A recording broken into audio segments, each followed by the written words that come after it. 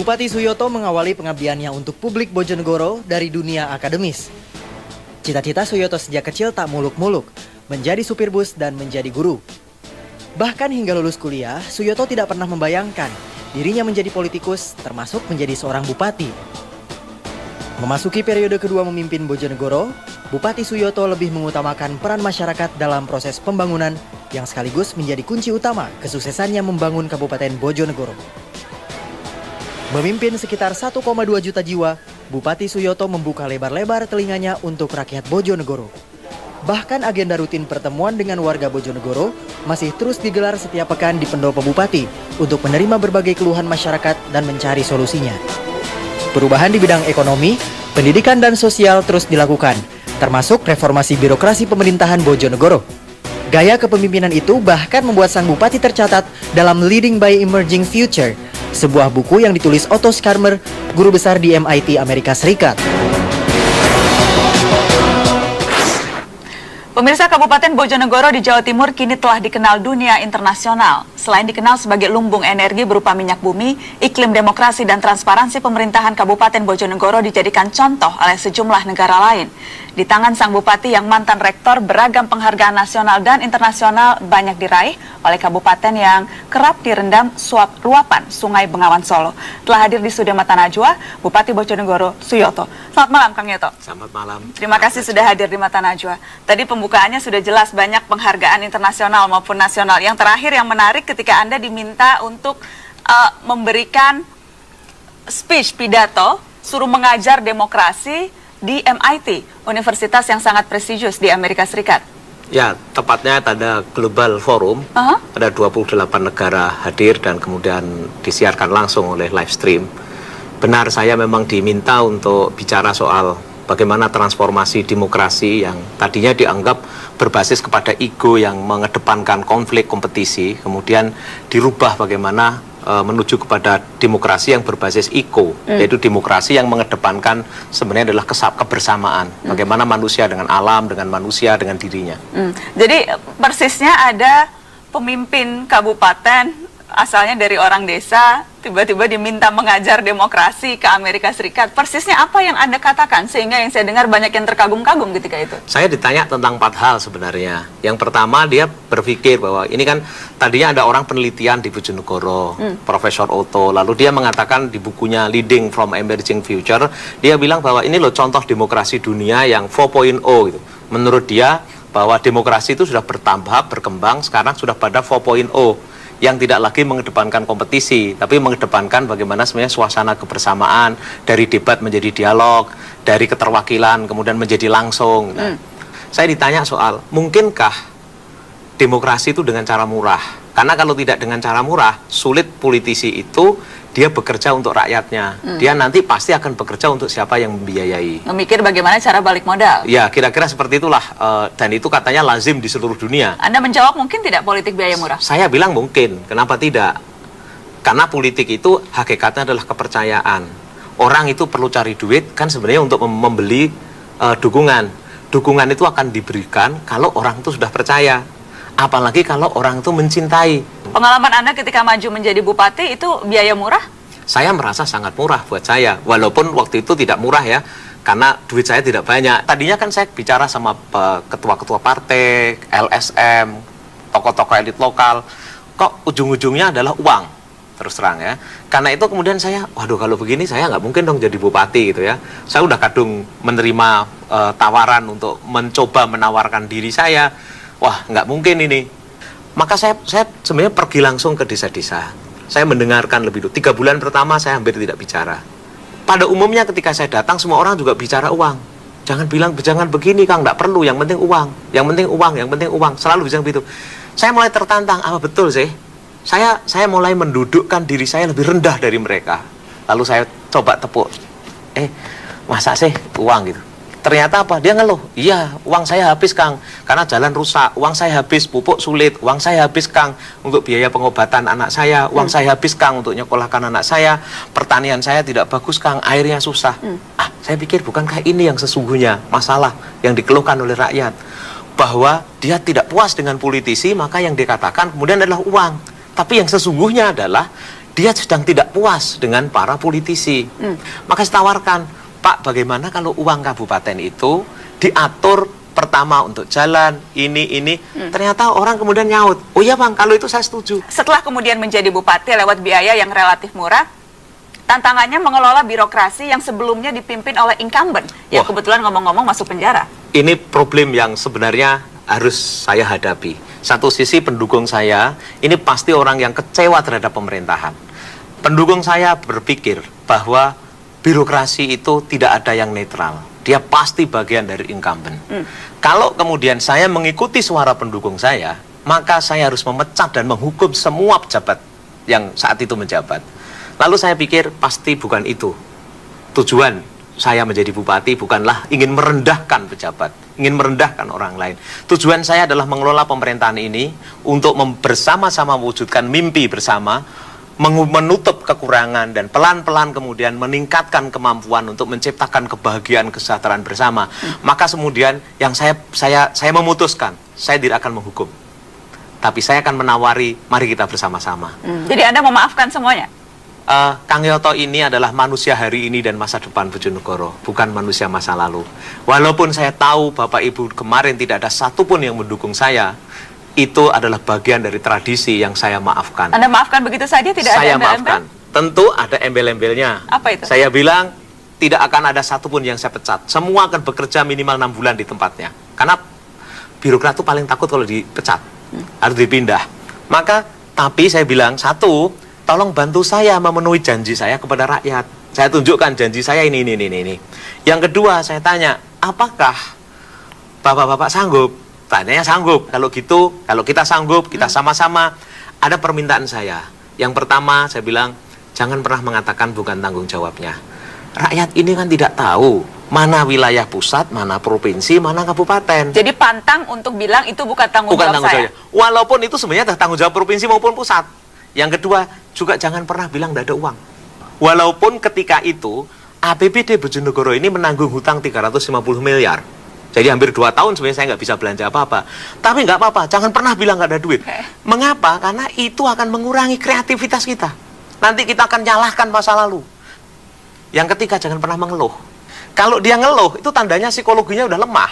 Bagaimana mau melayani orang kalau dia sendiri capek? Ketika kemudian sekarang ada yang menantang, ada komunitas peduli bangsa yang menantang beberapa kepala daerah yang mereka anggap berhasil. Salah satunya Anda, Kang Yoto.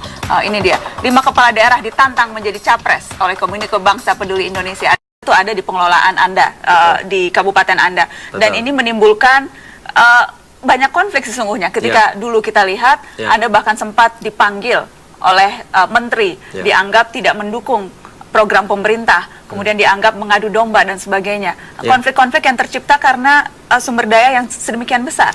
Minyak ini kan menarik dan elok loh buat siapapun.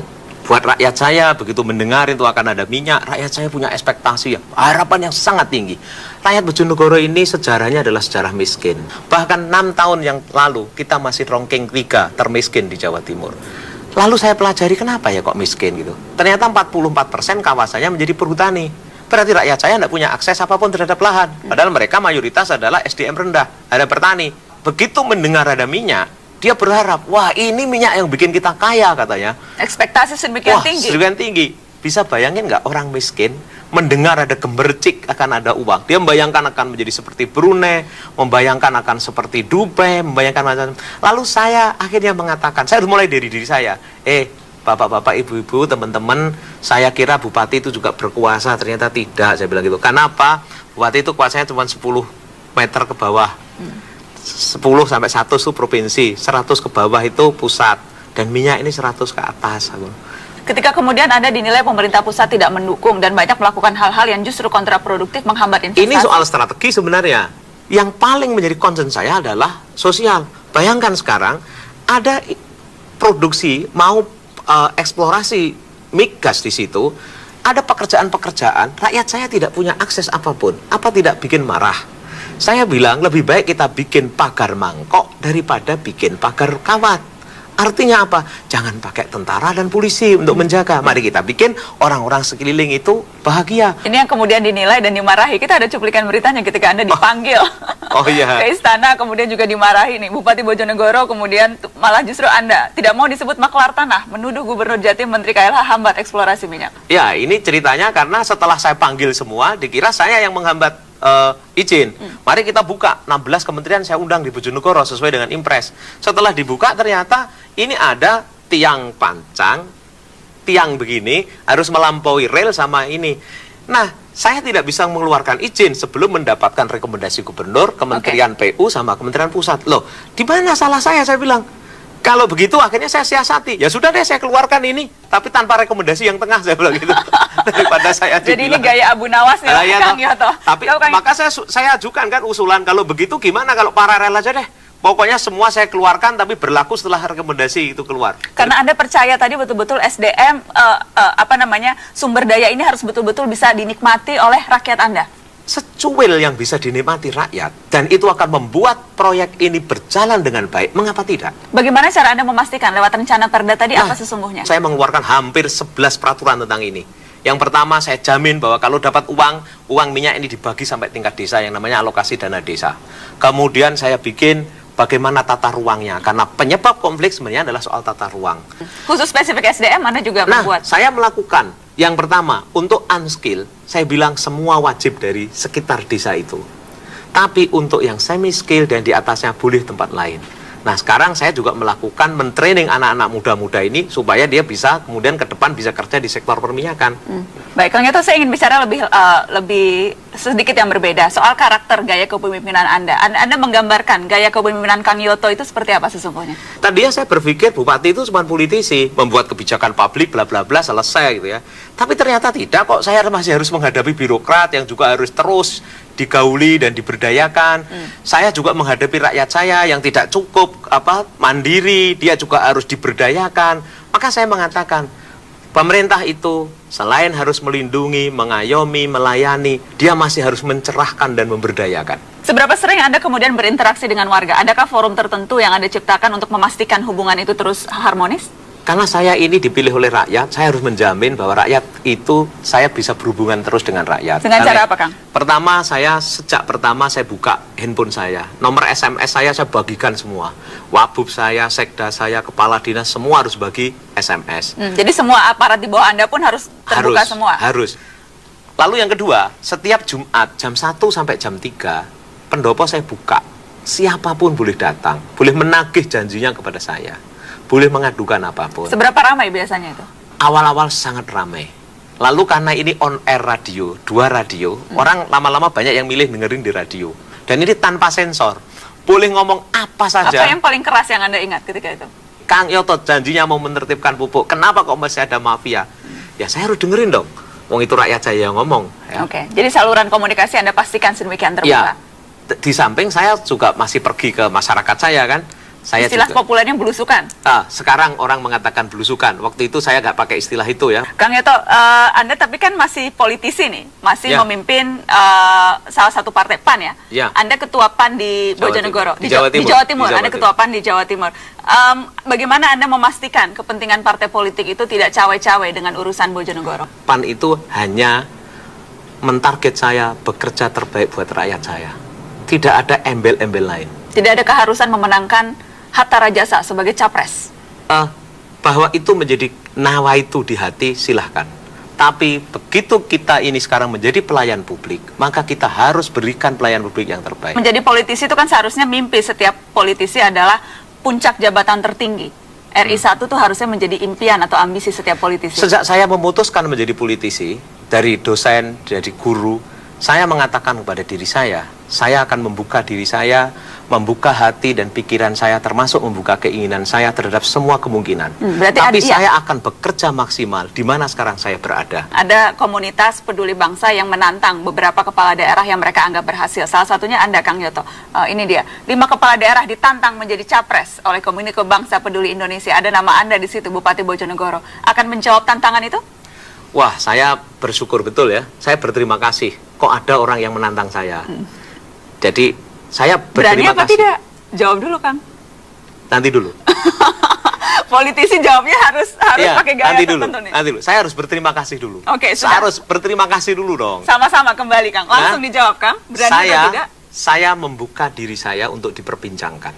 Saya tidak menolak, tapi saya juga tidak akan pernah berambisi untuk mengejar itu. Tapi karena ini untuk kepentingan bangsa dan saya hormat kepada siapapun yang bersedia menjadi calon presiden, partai-partai yang terus membicarakan untuk kepemimpinan nasional, saya hormat dan salut. Karena itu saya tidak pernah menutup diri saya. Kalau kemudian ada yang merasa tersaingi, kan ada calon presiden juga tuh dari PAN, Hatta Rajasa. Saya merasa yakin- tersaingi tidak saya kalau ada yakin yang tidak. diperbincangkan kadernya? Saya yakin tidak. Tidak. Tidak, bangga dong. Bangga ya? Ya, kalau itu artinya PAN tidak kekurangan kader sebenarnya kan.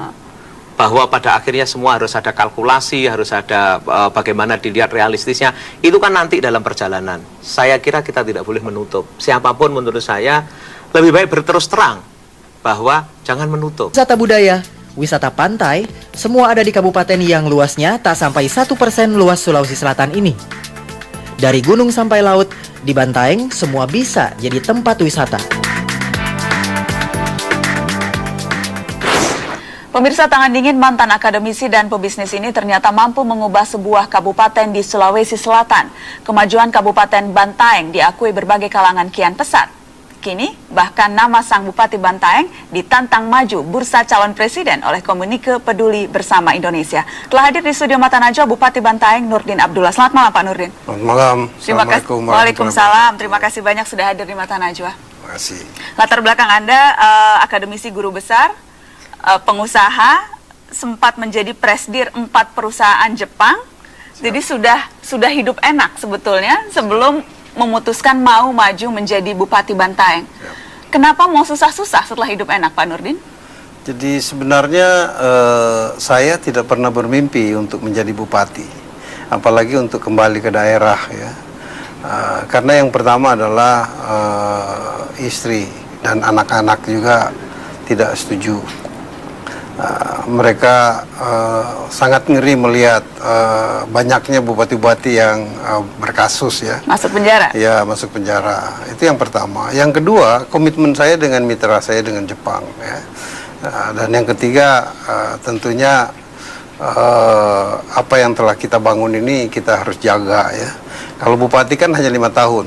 Sementara kalau saya tetap berada di akademisi, terus beberapa usaha-usaha juga bisa jalan. Saya kira itu dalam jangka panjang, dan ini juga untuk masa depan keluarga. Ya. Jadi banyak sekali pertimbangan untuk menolak ketika waktu itu diminta maju. Saya sebenarnya menolak lama sekali, bahkan 3 bulan sebelum pemilihan bupati baru saya menyatakan iya, karena hampir 3.000 masyarakat dari Bantaeng itu datang untuk menjemput saya dan meminta saya untuk maju sebagai bupati. Dan pada saat itu saya mengatakan bahwa tidak mudah untuk menuju ke kursi bupati. Banyak proses yang harus kita lalui, termasuk harus ada dukungan partai. Dan saya tidak punya kendaraan, saya bilang. Ada di antara masyarakat yang hadir di situ tukang beca, langsung angkat tangan bahwa kalau tidak ada kendaraannya saya kasih naik beca sampai ke Bantaeng.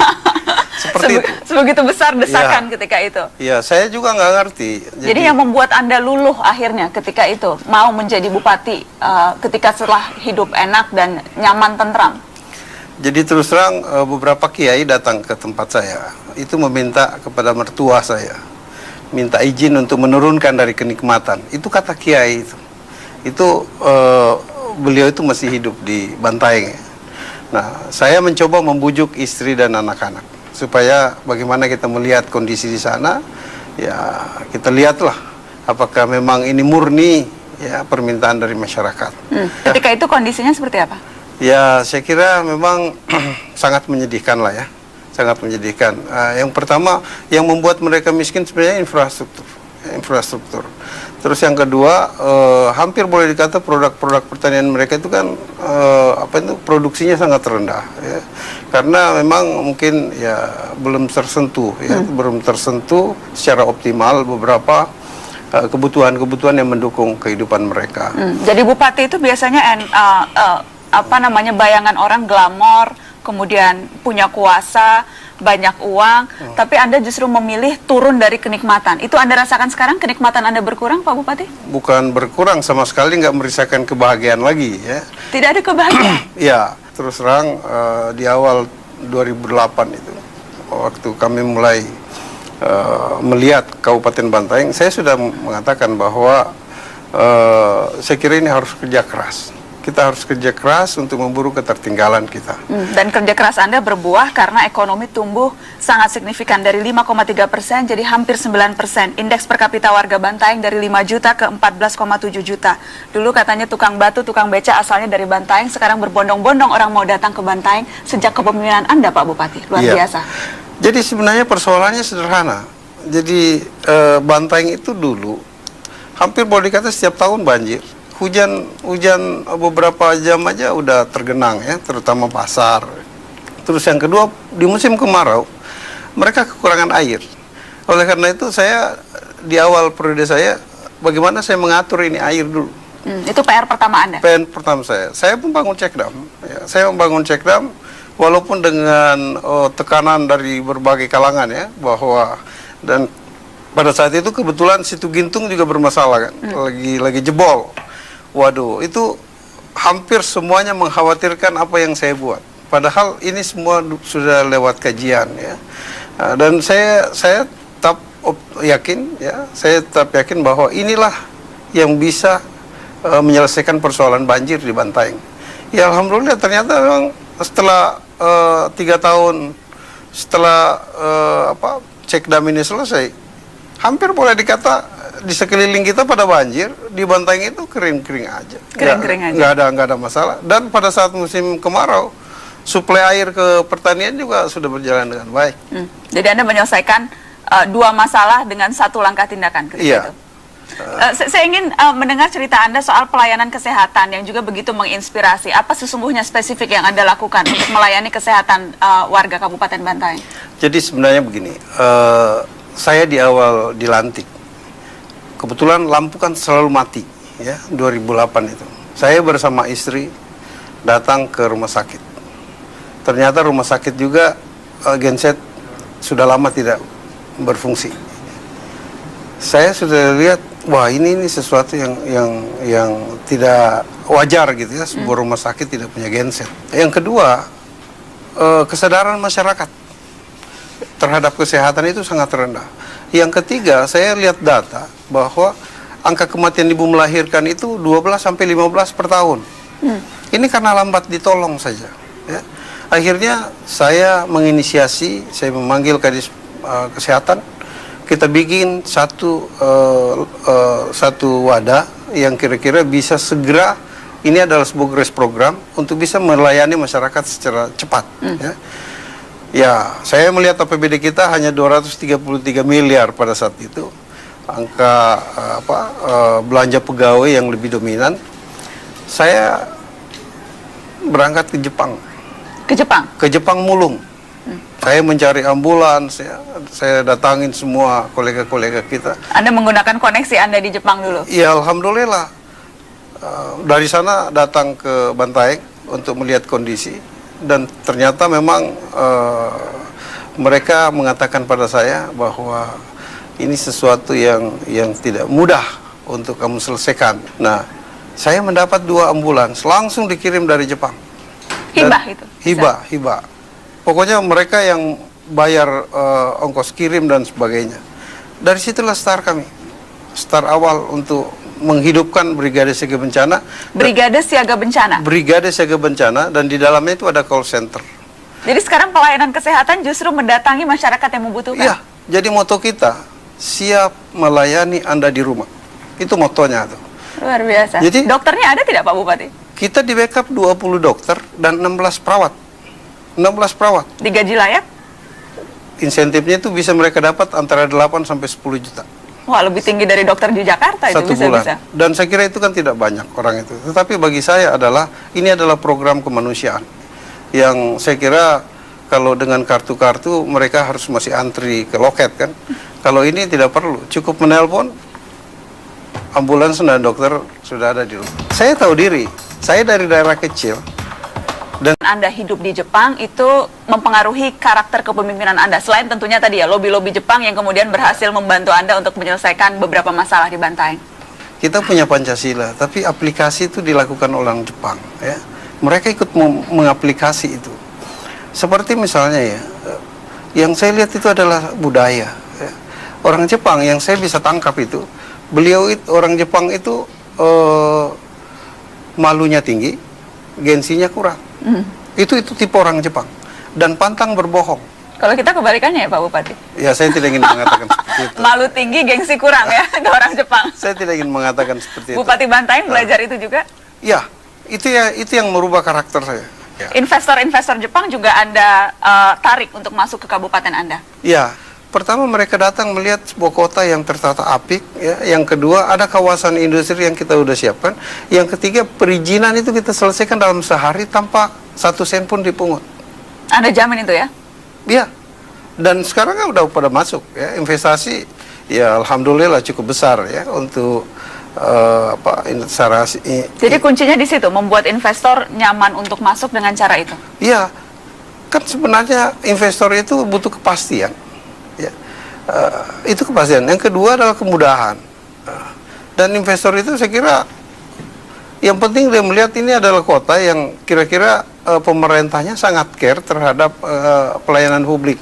Nah, saya membangun sebuah rumah sakit lantai 8 ya. Dan kenapa ini kami bangun? Ya, ini dalam rangka pertama program kemanusiaan. Ya, jangan-jangan kita ini di selatan-selatan apa saja rujukan ke Makassar. Ini kan terlalu jauh bagi daerah-daerah sekitar ya, apalagi di selatan ini. Nah, kita berharap Bantaeng ini kita kembalikan itu fungsi kejayaan Bantaeng dulu sebagai pusat pemerintahan, pusat pendidikan, pusat perdagangan ya. Dan sekarang ya alhamdulillah rumah sakit ini selesai. Menjadi pemimpin daerah, mensejahterakan rakyat, tampaknya seolah mudah sekali menjadi bupati. Apakah memang semudah itu atau memang Anda yang membuatnya menjadi mudah? Saya 2 tahun pertama itu betul-betul puncak saya, apakah saya bertahan atau tidak. Kenapa Pak? Sangat-sangat berat. Karena gini, saya melihat, saya kan tidak ada pengalaman di pemerintahan, nggak pengalaman dalam di perpolitikan. Ya. Saya tahun pertama itu dihantam terus itu oleh yang tidak mendukung saya. Lawan politik? Lawan politik. DPRD juga? Ya, saya kira DPR itu memang mereka punya fungsi kontrol ya. Itu. Kembali tadi, Anda dihantam lawan politik. Tahun kedua, ini kita punya pendukung, ya.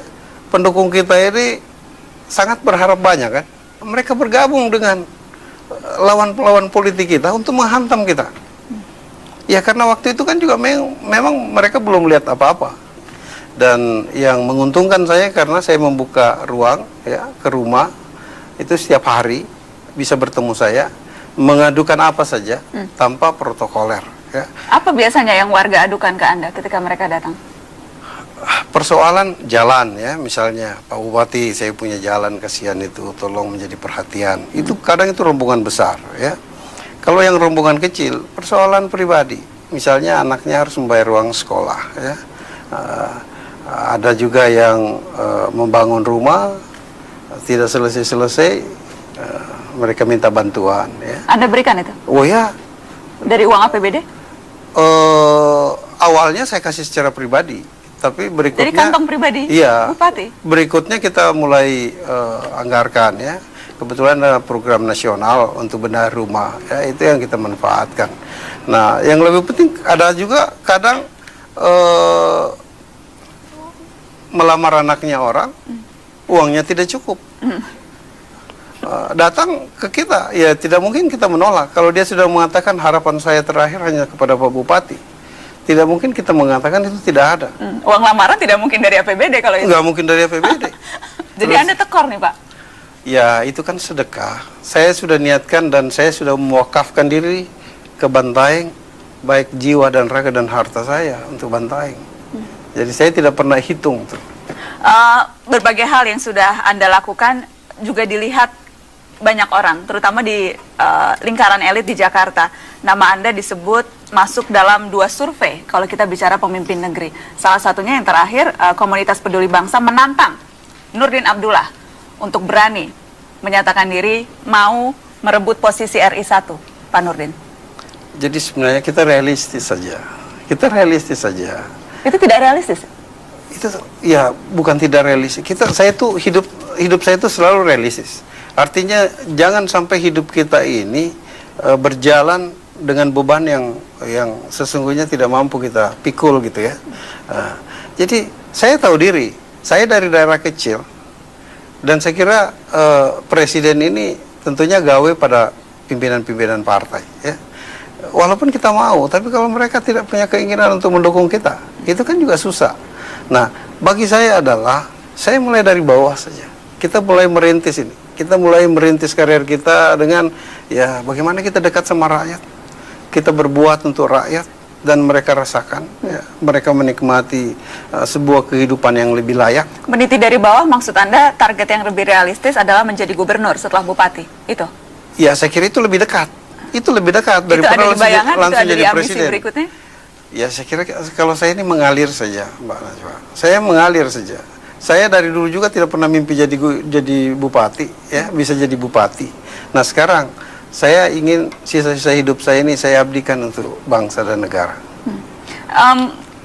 Anda tidak berniat, tadi Anda katakan sulit kalau tidak ada cantolan partai politik. Berniat untuk masuk ke partai politik supaya paling tidak ada pijakan itu? Sama sekali tidak. Kenapa? Saya terus terang dari awal saya jadi bupati udah ditawarkan untuk menjadi ketua partai, ya. Tapi ada satu hal yang saya rasa kurang pas bagi saya. Saya jauh-jauh sekolah ngambil S2, S3 ke Jepang, masa pulang harus jadi ketua partai? Kenapa? Apa yang salah dengan ketua partai? Nanti ada yang tersinggung loh dengan bupati tidak mau jadi ketua partai. Enggak, saya kira ketua partai itu kan ada orang yang punya memang spesialis di situ kan. Kalau saya bukan, saya ilmuwan. Spesialis apa tuh, Pak? Spesialis buat rusuh gitu maksudnya? Saya bukan, saya profesional ya, saya profesional.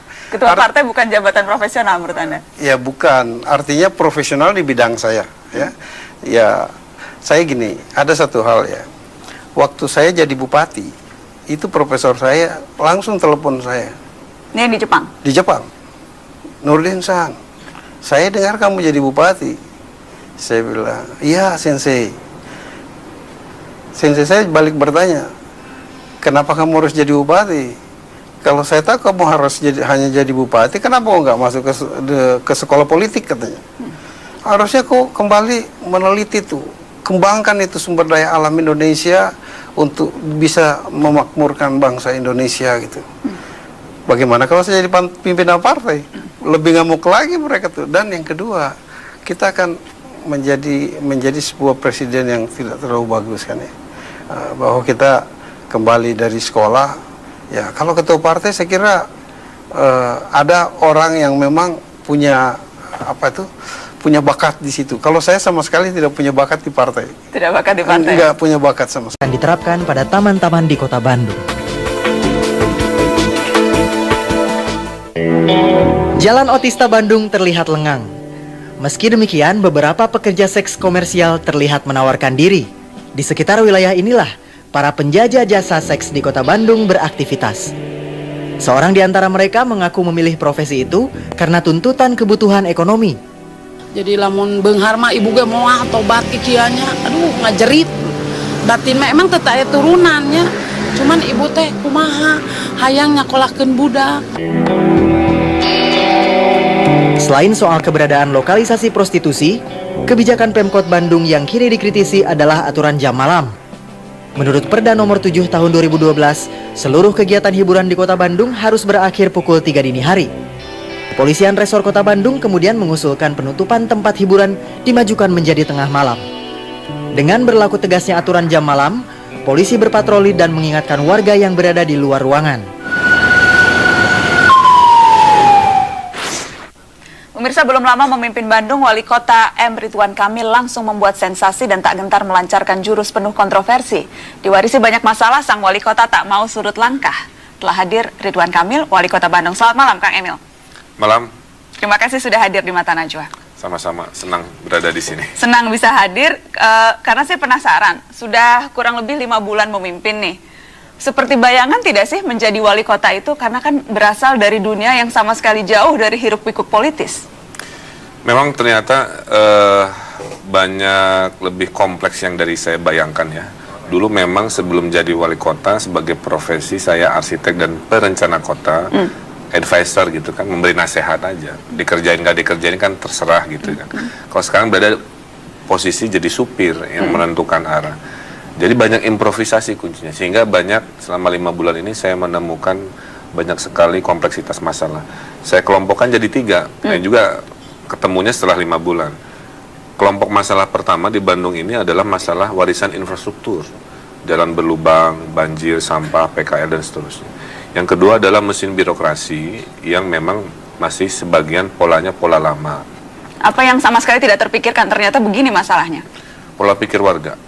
Jadi saya melihat, ini mewakili mungkin warga secara keseluruhan ya. Warga di Bandung, mungkin nggak semua, tapi banyak sekali yang terbiasa tidak taat aturan. Kemudian saya analisa, kuncinya ada tidak banyak penegakan hukum. Nah, disinilah kontroversi yang orang sering lihat. Sebenarnya sederhana. Saya itu mencoba meluruskan garis yang bengkok menjadi lurus. Coba kalau dari awal semua taat aturan, nggak ada disebut kontroversi itu. Kalau dari awal semua taat aturan tidak perlu wali kota mungkin? Memang tugasnya wali kota seperti itu. Tapi Anda tidak membayangkan sekompleks itu ternyata. Saya nikmati aja. Tadi saya tertarik Anda bilang di dunia profesional, konsultan. Anda kan konsultan urusan kota, banyak urusan tuh semuanya sempat menjadi konsultan di Surabaya, kemudian juga di berbagai kota, bahkan juga internasional, Cina, Timur Tengah. Nah sekarang kan bukan hanya konsultan tapi punya kekuasaan untuk melakukan perubahan. Bagaimana nih? Gampang tidak? Kekuasaan sekarang ada di tangan, bukan hanya sekedar terserah mau dilakukan apa tidak, tapi bisa melakukan sesuatu. Justru itu. Jadi inamal amalu biniat kan. Saya kembalikan ke niat aja. Tiap pagi sebelum kerja kan saya back to work tiap hari ya. Saya di depan kaca kasarnya begitu mengingatkan. Saya jadi wali kota itu beberes. Saya itu pekerja gitu. Inginnya tuh kerja beres di lapangan. Bukan untuk leha-leha atau berkuasa. Maka saya banyak turun ke lapangan. Saya udah lebih 12 kali ikut merazia untuk ketidaktertiban dari gelandangan pengemis PKL. Melawan beberapa developer juga ya. Menolak proposal apartemen tinggi di Bandung Utara. Banyak hal-hal yang akhirnya keberanian tuh muncul akhirnya memotivasi diri sendiri lah ya untuk sesuatu yang akhirnya tidak nyaman situasinya tapi harus dilakukan. Jadi kuncinya sabar. Jadi menurut saya ada cerita tidak? Saya ingin diceritai apa peristiwa yang betul-betul hampir memancing kesabaran sampai sudah habis selama 5 bulan ini. Banyak. Contohnya gini ya. Saya dimaki-maki karena misalnya ada koran yang menulis gitu kan, PKL rame disebut Pemkot kalah oleh PKL, tidak bisa menegakkan perda. Saya tegakkan, kalimatnya jadi wali kota paling kejam dalam sejarah Bandung gitu. Jadi ada begitu. Ada warga marah-marah, ini Pak kenapa macet gitu kan, karena PKL misalkan melanggar aturan. Setelah saya bereskan marah juga. Saya jadi susah Pak, cari cilok katanya, atau cari casing HP yang murah dan seterusnya. Jadi kadang-kadang sabar aja, kadang-kadang sebagai pejabat publik, kerja benar sering dinyinyirin gitu kan, kerja nggak benar dicaci maki. Nah, yang penting itu akal pikir dan hati nyambung, ya udah itu aja kompasnya. Selama itu nyambung. Dalam hati, nggak ada puasnya banget sih nih. Ada. Kayak gini kadang-kadang ya. Kerja terberitakan kadang-kadang disebut pencitraan. Kerja tidak terberitakan disangka tidak kerja. Kan susah, makanya kuncinya sabar. Yang jelas Kang Emil, Anda kan dipilih dengan suara hampir 45%. 45,44%. 45,44%, padahal ada 8 pasang calon ketika itu. Jadi dukungan yang tidak sedikit, kemudian ekspektasi orang sedemikian tinggi. Tinggi banget. Tinggi banget. Kadang-kadang orang tuh tidak sabar. Saya menemukan itu. Seolah-olah dalam hitungan bulan beres. Mau Bandung diejek, mau di gimana, biarin. Yang penting saya sedang bekerja. Suatu hari saya buktikan nyinyir-nyinyir itu dengan bukti gitu. Itu aja. Yang ini nggak tahu nih, ini kategori nyinyir tidak ya? Tapi saya harus sampaikan nih ke wali kota.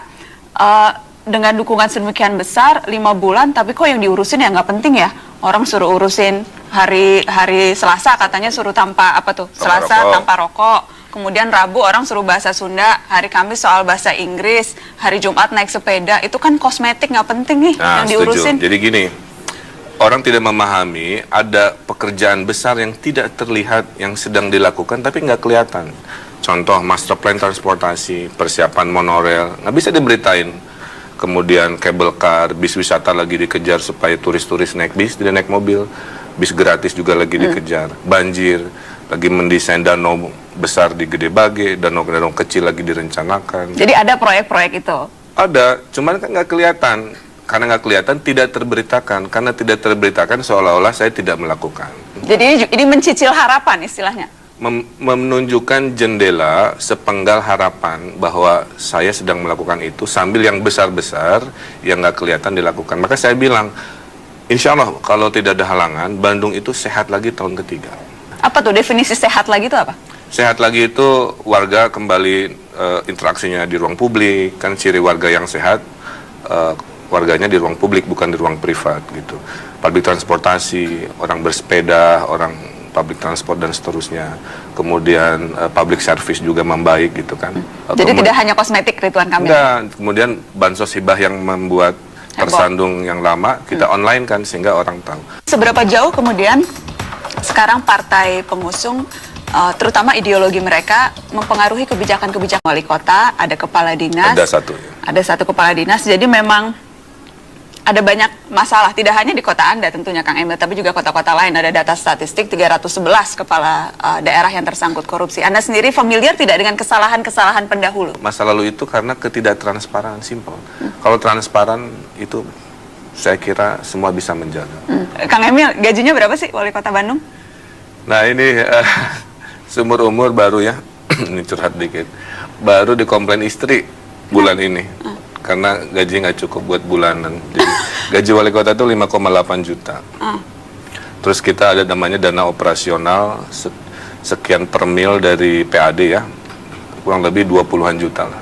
Itu rata-rata 25-an. Jadi bersih bawa pulang tuh buat kasih ke istri 25 juta? Enggak juga, karena jadi wali kota itu saya baru sadar orang tuh minta-minta. Datang, Pak, ini buat sunatan massal, tolong Pak, ini ada pendukung juga sama dan seterusnya. Ada yang betul-betul harus, ada yang jadi pulang ke rumah ya kepotong-potong sana sini. Ini yang saya agak bingung gitu ya. Bagaimana sebagai pejabat publik memenuhi harapan warga yang tidak mampu, tapi jatahnya itu dari mana gitu. Jadi sampai dia komplain istri tuh emang jadi bawa pulangnya berapa kalau sampai dikomplain? Ya total kurang dari di angka belasan lah ya. Belasan, nggak nyampe 20 juta? Jadi arsitek kan bisa 5 kali lipat lebih. Iya, jadi arsitek itu kan fee-nya kalau fee dari proyek kan? Berapa persen dari proyek Makanya miliaran? saya jadi wali kota tidak untuk mencari nafkah. Jadi saya ada tabungan, saya kan punya kantor di 3 kota. Bandung, Bali, Jakarta.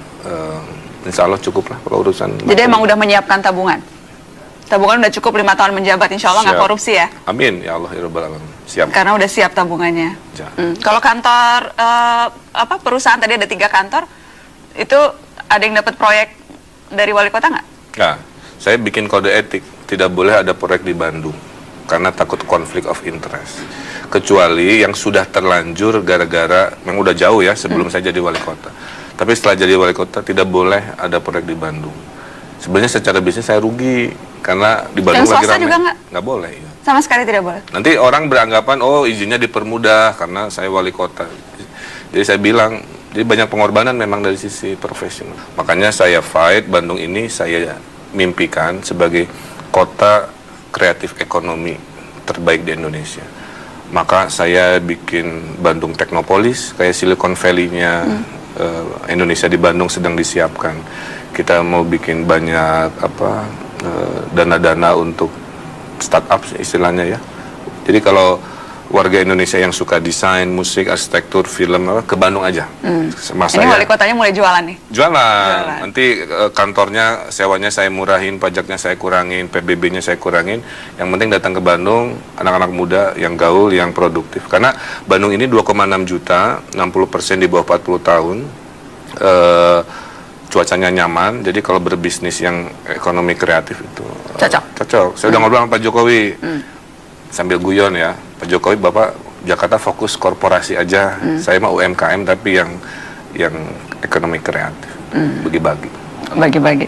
Sudah jadi politisi belum ya Ridwan Kamil sekarang? Sambil belajar, nah saya jadi wali kota memperjuangkan nilai itu, bahwa kota harus livable. Maka kalau ada orang bule nanya, Mr. Mayor apa visinya? I want to make a livable and lovable Bandung. Jadi ada yang fungsinya, ada emosinya. Jadi melihat politik sebagai sarana untuk mencapai kebijakan publik, begitu ya? Memperjuangkan nilai yang menurut kita itu yang paling kita pengen. Gitu. Tapi dalam prakteknya politik... Kalau praktek lain lagi. Apa yang Anda temukan? 1 tambah 1 nggak sama dengan 2. Artinya mereka punya mau, ya udah kita akomodasi. Kita punya mau, mereka nggak suka, ngobrol dulu panjang. Mereka ini siapa nih? Anggota DPRD yang menentukan kebijakan. Sudah jadi, tadi menjawab belajar jadi politisi, tapi sudah jadi kader partai belum ya? Anda diusung oleh 2 partai, PKS dan Gerindra. Saya ini masih PNS, jadi by law PNS itu tidak boleh masuk partai. Makanya waktu awal-awal saya itu sedih, kayak nggak dianggap lah gitu ya.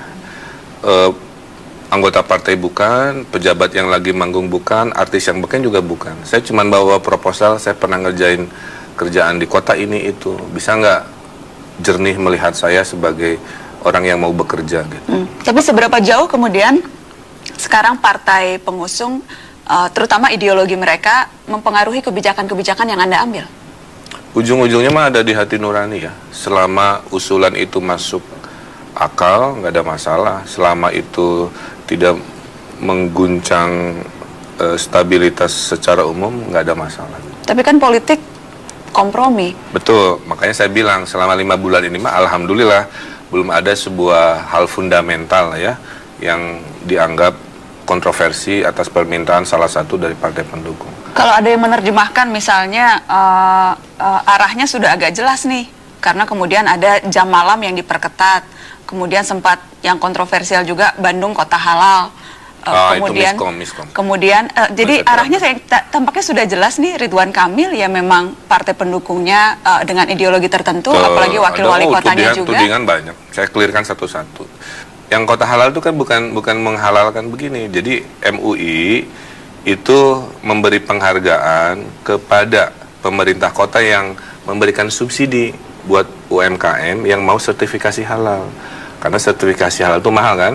Nah, bagi pemerintah yang rajin mensubsidi UMKM untuk sertifikasi halal, dikasih label kota halal gitu. Ya saya bilang, oh bagus kan programnya membuat UMKM lebih bersaing kan gitu. Tapi orang membacanya seolah-olah yang haram tidak boleh akan menghalalkan segala urusan. Termasuk yang jam malam. Jam malam itu nggak ada hubungan karena itu polisi. Polisi merekomendasi yang harusnya jam 3 tutup jam 12. Faktornya karena faktor pure keamanan menurut versi polisi. Kan masa saya nggak percaya sama polisi. Ternyata ada ekses kan, pekerja malam sebagian terganggu lah ekonomi. Ini dikomunikasikan terus. Jadi intinya harus kreatif jadi wali kota itu. Saya boleh sampaikan di momen ini bahwa hanya dengan modal APBD tidak bisa kota-kota di Indonesia melompat menjadi kota kelas dunia. Kecuali kita mencari resources di luar APBD untuk perubahan. Maka saya ke Belanda lumayan dapat 5-10 juta euro kan untuk PDAM dan banjir. Bupati Bantaeng, Pak Nurdin, ambulannya dari Jepang semua, mobil pemadam kebakaran, oh bisa. Jadi ya itu aja.